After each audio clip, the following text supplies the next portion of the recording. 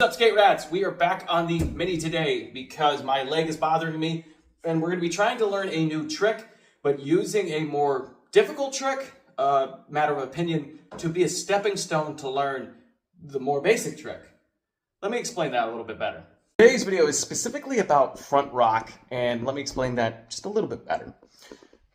As skaters, we watch a lot of video parts, and front rock has been overused beyond belief to the point where I think it's more of a joke now. Guys use it for more style points versus difficulty points. And when I was filming my video part, I went and I skated this one particular transition spot that was really, really difficult. It wasn't super big. It's just, it was probably the worst transition spot you could skate. And I did a rock and roll on it in like 2 tries, which told me that front rock would probably only take 3 or 4. And I do believe I did it off camera within a few tries. And I kind of just went, that's too easy. That can't be the trick I do here. I have to do something more difficult, which I did. But it leads me to the next point here. We don't see a lot of switch front rocks. Not to say people don't do them, because obviously they do, but we don't see people putting switch front rock in their video part consistently, not like front rock. Switch front rock has been difficult for me to learn. I keep bailing out over and over again, but recently I learned a trick lower than that, which is nollie backside rock. So nollie back 180 pivot into like a back disaster pretty much. And I'm going to use that to jump that forward to then come over to the switch front rock, meaning that I'm going to try to battle first nollie back 360 rock. And the reason why I believe that will be easier, in my personal opinion, is because besides a millisecond where you stall on the coping, everything is one continuous rotation.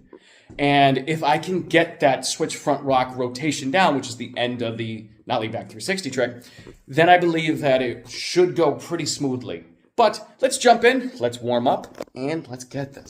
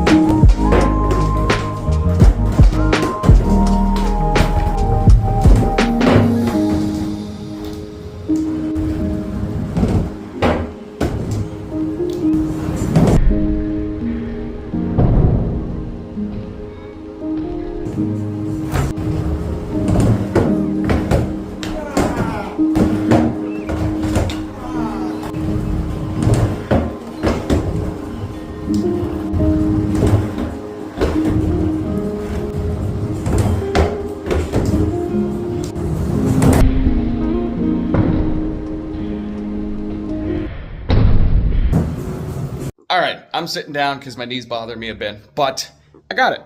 And exactly how I thought it would work, worked, with a couple of other little mini battles in between. What I mean is, I did the nollie back rock in about 15 minutes. So that wasn't a super difficult trick to learn. Figuring out the foot position and how to roll up to it in my mini park was probably the hardest part.